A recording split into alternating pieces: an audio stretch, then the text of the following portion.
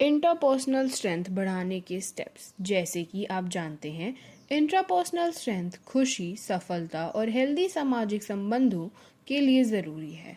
इन क्षमताओं को बेहतर बनाने के प्रमाण आधारित तरीकों पर दोबारा गौर करने से हमें यह समझने में मदद मिलती है कि इन्हें और अधिक कैसे विकसित किया जा सकता है।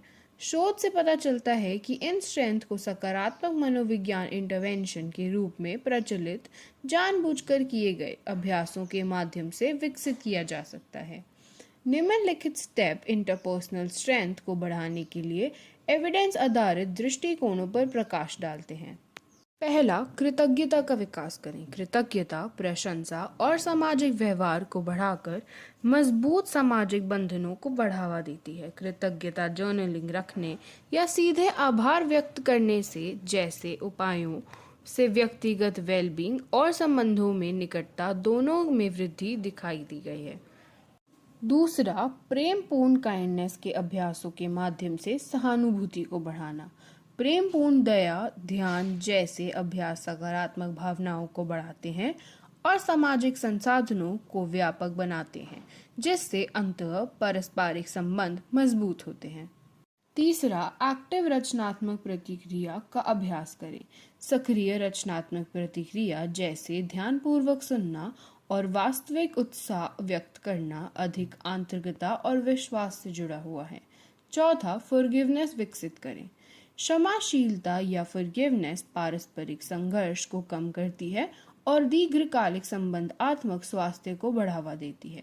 अध्ययनों से पता चला है कि पत्र लेखन या निर्देशित करुणा चित्रण सहित क्षमाशीलता के इंटरवेंशन मनोवैज्ञानिक और शारीरिक दोनों तरह के स्वास्थ्य में सुधार करते हैं। पांचवा, दूसरों की स्ट्रेंथ पहचानने में व्यस्त रहने।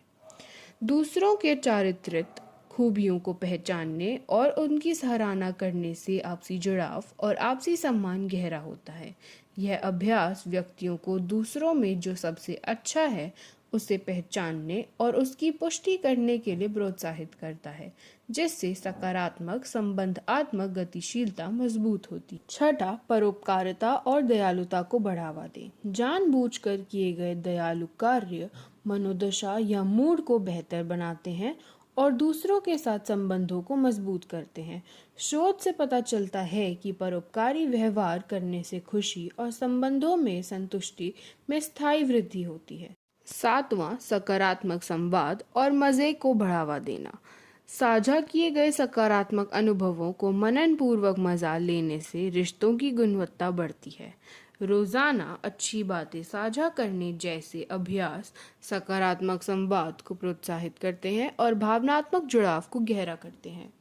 संक्षेप में, आप नियमित अभ्यासों में लगे रहकर पारस्परिक क्षमताओं को मजबूत कर सकते हैं और स्वस्थ और हेल्दी संबंधों को पोषित कर सकते हैं, जैसे कि दूसरों पर आपके व्यवहार के प्रभाव पर चिंतन करना, सक्रिय रूप से सुनने का अभ्यास करना, स्पष्ट और सम्मानजनक संचार का उपयोग करना, बिना किसी निर्णय के भावनाओं को स्वीकार करना, विश्वास और सीमाओं को बनाए रखना, सांस्कृतिक और व्यक्तिगत विविधता को अपनाना और अपने अप्रोच को रिफाइन करने के लिए नियमित रूप से चिंतन करते हुए परिवार, मित्रता, कार्य और सामुदायिक संदर्भों में इन कौशलों को लगातार लागू करते रहना।